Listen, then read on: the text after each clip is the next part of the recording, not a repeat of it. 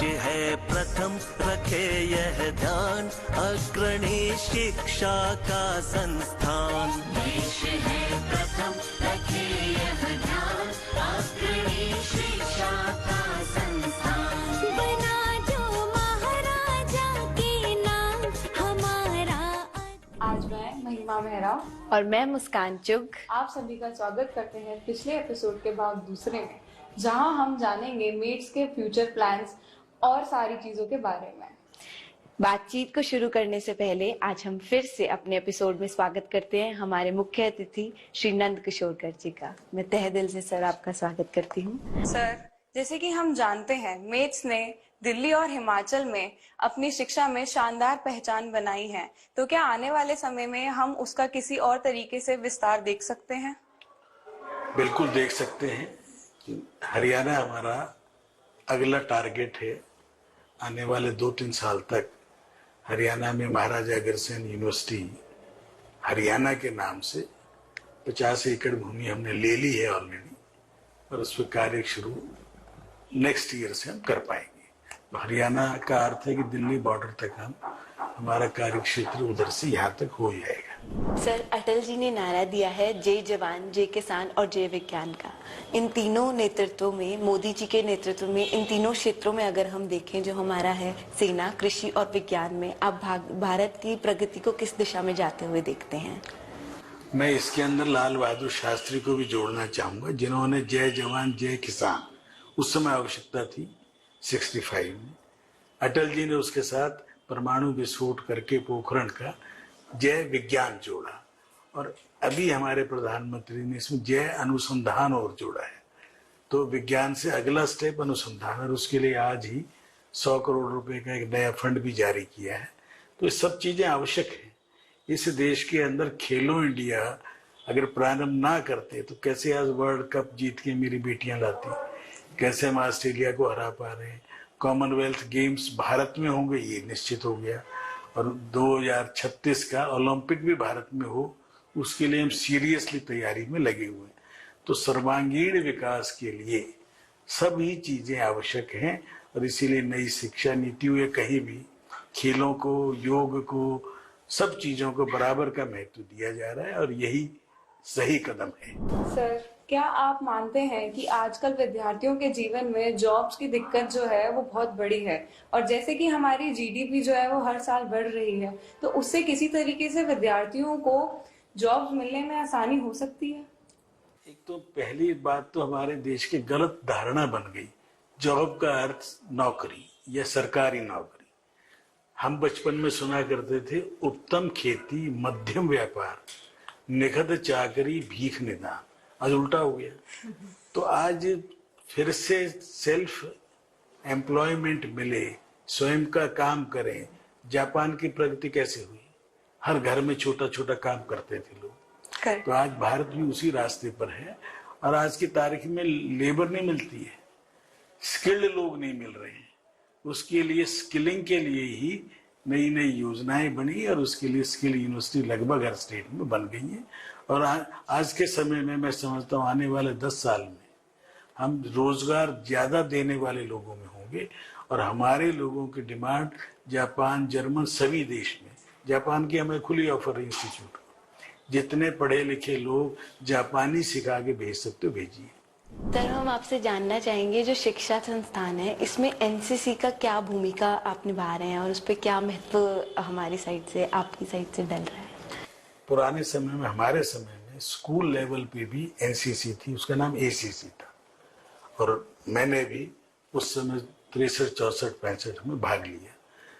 फिर इंजीनियरिंग के पहले साल में भी एनसीसी कंपलसरी थी, परंतु 68 में आके कंपल्शन हटा दी उसके कारण से, और धीरे धीरे सरकारों ने ध्यान देना छोड़ दिया। डिसिप्लिन लाने के लिए, अनुशासन लाने के लिए उस एज में कोई न कोई एक्शन चाहिए। तो कैंप लगना, पहाड़ों पे चढ़ना, ये सब बंद हो गया था। पर मोदी जी स्वयं कैडेट रहे हुए हैं। उन्होंने शुरू में किया कि जो जो कॉलेज करना चाहे अपने खर्चे पे शुरू करें। तो वी वर फर्स्ट, हमने कहा हम करेंगे अपने खर्चे पे। पहले लड़कों का शुरू किया, अब लड़कियों का। और इस साल हमारे 5 कैडेट कमीशन्ड ऑफिसर बनकर एयरफोर्स में, नेवल में और आर्मी में 5 ऑफिसर हमने इस साल दे पाए हैं। सर, मेथ्स में स्पोर्ट्स की क्या भूमिका है और ये जॉब क्रिएशन में भी बच्चों को कैसे सहायक होता है? हम कुछ आपसे इसमें विस्तार। मेथ्स में हमारे जो विश्वविद्यालय है वो स्पोर्ट्स में लगातार पिछले कई साल से वॉलीबॉल में और कई खेलों में पूरे हिमाचल में नंबर 1 टीम हमारी है। और दिल्ली के अंदर हमने कोरोना से पहले लगातार टेबल टेनिस का नॉर्थ इंडिया का सबसे बड़ा टूर्नामेंट कराया, वॉलीबॉल के कराए, और ये सब कराने का उद्देश्य भी यही था कि इसके अंदर रुचि पैदा हो। हमने इंडोर स्टेडियम बनाया, दूसरा स्टेडियम बनाया, उसके लिए पोडियम बनाए, सारी व्यवस्थाएं किस लिए की? हमारे यहाँ स्पोर्ट्स के लिए मिस्टर राणा हैं, स्पेशली रखे हुए हैं, और इंटर यूनिवर्सिटी में या आईपी यूनिवर्सिटी के लगभग हर खेल में, और हमने नेशनल चैंपियन दिए हैं। टेबल टेनिस में भी दिया है, पीछे हमारी बच्ची कॉमनवेल्थ चैंपियन थी एमबीए की, हमारे स्टूडेंट्स, और वो फिर आज की डेट में शायद मॉडल भी आ रही है। तो उसके माध्यम से उसको निखार आया। उसको सबसे पहले मैंने ही एक्शन शू वालों को कहा कि ये लड़की अच्छी है, इसकी उपयोग करो उसकी फोटोज का, और वो होना शुरू हुआ। तो स्पोर्ट्स के माध्यम से बच्चे आगे बढ़े, उनको नौकरियों में भी रिजर्वेशन है। परंतु इंजीनियरिंग के आईपी यूनिवर्सिटी में स्पोर्ट्स कोटे में एडमिशन कॉलेजेस में नहीं है, यूनिवर्सिटी में 2 साल पहले शुरू किया। तो उस कोटे से एडमिशन भी हो तो बच्चों को निश्चित तौर पर उसके माध्यम से अच्छे खिलाड़ी आएंगे, उसको देखा देखी दूसरे भी अच्छे बनेंगे, और उनको नौकरियों में भी प्रेफरेंस मिलती है। पीएसयू में मिल रही है, रेलवे में, सेनाओं में, सब में एक्स्ट्रा मार्क्स मिलते हैं। तो खेलों के माध्यम से देश आगे बढ़ सकता है। वो आज हमारे जो खासतौर पर भारतीय खेल है, हरियाणा के जो बॉक्सिंग में आज वो टीम इंटरनेशनल लेवल की है, कुश्तियों में है।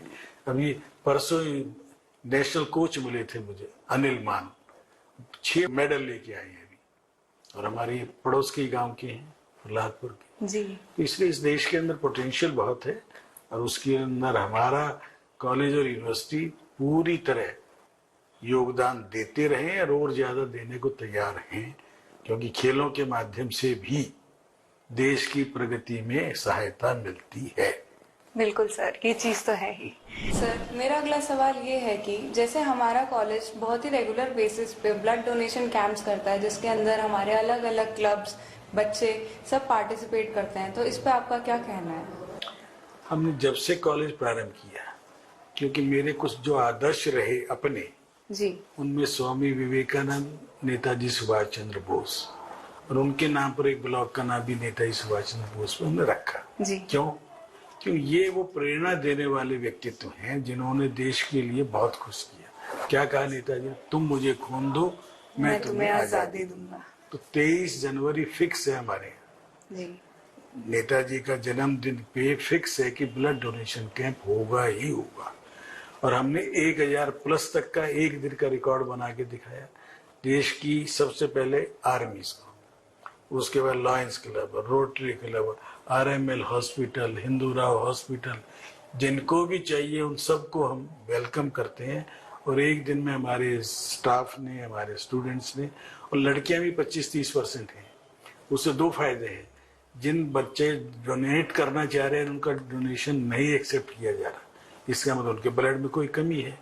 उनकी हम फिर फॉलोअप कराते हैं, जांच कराते हैं कि इस बच्ची का रिजेक्ट क्यों हुआ, होमोग्लोबिन कम है, कोई भी जो खाने पीने की उसकी हैबिट्स चेंज हो, बदलें और उन कमियों को दूर करें, तो अच्छा स्वास्थ्य होगा। अच्छा स्वास्थ्य रहेगा और उनका हिचक हटेगी खून देने में। ब्लड देना हर 3-4 महीने में कोई भी स्वस्थ व्यक्ति दे सकता है। तो हमारे यहाँ जो बहुत एक डर लगता था, जो खासतौर पर बच्चियों को, वो डर भी हटना प्रारंभ हुआ। और ब्लड डोनेशन से किसकी मदद कर रहे हैं आपको नहीं मालूम। सबसे सेकुलर काम कोई है तो वो ब्लड डोनेशन है। किसका ब्लड किसके काम आया, किसका जीवन बचा, ये केवल भगवान को पता है, और भगवान उसके क्रेडिट देता है। इसलिए ब्लड डोनेशन, कोई भी चीज देना, हम कुछ देना सीखें, सिर्फ लेना लेना सीखा हुआ है। माँ बाप से भी लेते हैं, माँ बाप को दुखी करते हैं, माँ बाप के कहने में नहीं चलते, तो ये भी तो एक संकट नया उभर के आ रहा है। तो संस्कारों में परिवर्तन के लिए सोच में परिवर्तन जरूरी है। और सबसे पहला कर्जा, अगर कोई भी बच्चा अपनी माँ को ही याद रख ले तो उससे बड़ा पूर्ण होने का तो कोई तरीका ही नहीं है माँ का। माँ पहले गुरु भी है और देने वाली भी है, और उसके प्रति भी मान सम्मान करते हुए हम आगे हमारे बच्चे बढ़े तो आगे आने वाली पीढ़ियां उनका सम्मान करेंगी, उनके प्रति स्नेह रखेंगे, मान रखेंगे। तो इसलिए ब्लड डोनेशन कैंप रखने के पीछे ये उद्देश्य है, और इसमें मुझे काफी बड़ी सफलता मिल रही है हम लोगों को। जी सर। सर, हम अक्सर विकास के साथ संस्कारों की भी चर्चा करते हैं। तो आजकल परंपरा शुरू हुई है युवाओं के द्वारा, मंदिरों में हम देखते हैं कि वह किसी भी भगवान के जन्मोत्सव पर केक कटिंग की परंपरा जो उन्होंने शुरू करी है, तो क्या ये हमारी शिक्षाओं में संस्कारों की कमी दर्शाता है? इस पर आपका क्या कहना है? अब इसको मैं ये अच्छा देख रहा हूँ कि मंदिर जाने तो लगे हैं बच्चे। आज जब फिल्मों में, सीरियल में केक कटिंग, बड़े बड़े नेता भी केक कटिंग दिखाएंगे, मुलायम सिंह यादव जैसे भी, एक स्वाभाविक रूप से बढ़ता है। परंतु होना शुरू हुआ और धीरे धीरे परिष्कृत हो जाएगा, सब ठीक होगा। जाना तो शुरू किए, पहले कपड़े ढकने की भी ढंग से कह दें तो बुरा मानती थी बच्ची। आज समझ में आ गई ना कि कपड़े पहनना और किस ना पहनना ये स्वयं देख ले।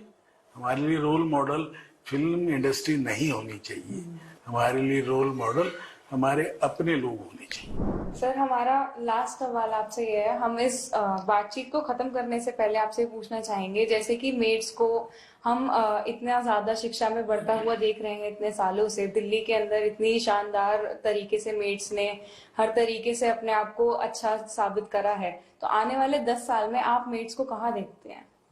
मेरी तो आने वाले समय में जो मोदी जी की इच्छा है कि ऐसे इंस्टीट्यूट को हम ऑटोनॉमी ज्यादा दें, उनको डीम्ड यूनिवर्सिटी का स्टेटस दें, वो सिलेबस अपना तुरंत बदल सकेंगे, उनको पावर दें, और जो आज रेलेवेंट चीजें हैं, जो आवश्यक चीजें हैं, वो बच्चों को पढ़ाएं।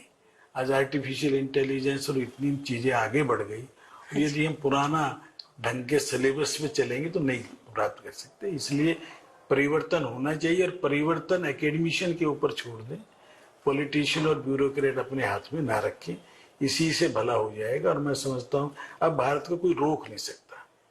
भारत की जो शक्ति है, जो पोटेंशियल है, जो युवाओं के अंदर क्षमताएं हैं, उनको हमने कुंद किया था, और आज वो सारी चीज खुलापन आएगा। खुलापन में कुछ कमियां भी आएंगी, परंतु व्यक्ति जब 16 साल से 22 साल का होता है, इतनी देर में बच्चा भी समझदार हो जाता है। वही आज हमारे देश में सब कुछ ठीक होगा, इस भरोसे से, विश्वास से आगे बढ़ेंगे तो we will achieve anything we like. बिल्कुल सर, परिवर्तन संसार का नियम है और इससे हम आगे जरूर बढ़ेंगे। बहुत बहुत धन्यवाद सर आज के एपिसोड के लिए। सर, आपकी बातें ना सिर्फ प्रेरणादायक थी बल्कि ये भी दिखाती हैं कि एक संस्था के लिए सही दृष्टि, सही संकल्प के साथ वो कितना एक राष्ट्र के लिए मिसाल बन सकता है और युवाओं के लिए एक रीढ़ बन सकता है। इसी के साथ हम आज के एपिसोड को समाप्त करते हैं। फिर मुलाकात होगी नई उमंग के साथ नए एपिसोड में। धन्यवाद। बहुत बहुत धन्यवाद। वंदे मातरम बंकिम चटर्जी द्वारा